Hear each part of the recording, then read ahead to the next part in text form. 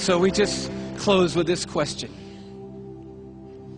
It's found right in the middle of an interesting chapter in Isaiah 40 where it just talks about the expanse of God. He stretches out the heavens like a curtain, like a tent to dwell in. He leads forth the starry host one by one and calls them each by name. But then it takes a turn.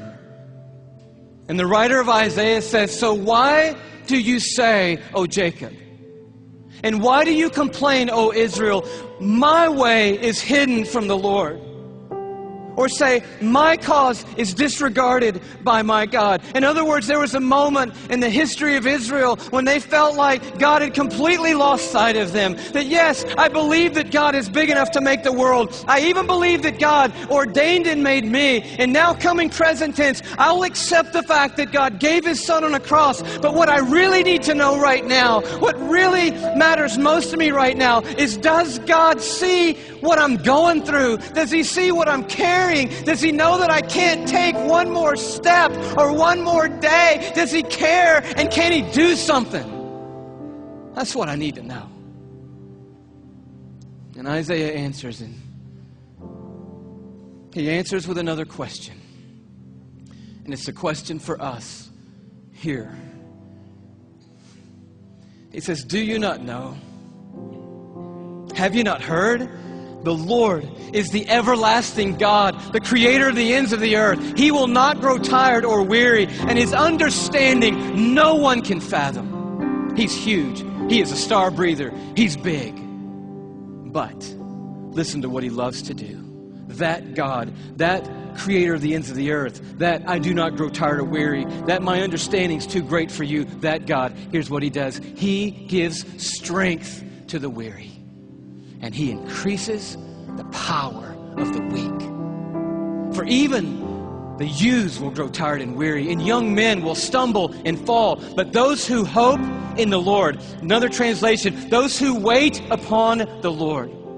The Hebrew word simply means this. When it says hope and wait, it means that those who stand right in the midst of the craziness, right in the midst of the pain, right in the midst of the chaos, right in the valley of the shadow of death, and they don't gloss over it. They're dealing with the hardest stuff in life, but standing in the middle of it, they say, you know what? I don't see what God's doing. I don't understand what the plan is, but I'll tell you one thing. I am not going to give up on God, and I'm going to stand right here in the middle of this moment, and I'm going to trust that God is sitting on a throne, that He has a purpose for my life and a plan for my life. And I believe I'm going to see the goodness of God in the land of the living. And I'm not going to stop believing that no matter what.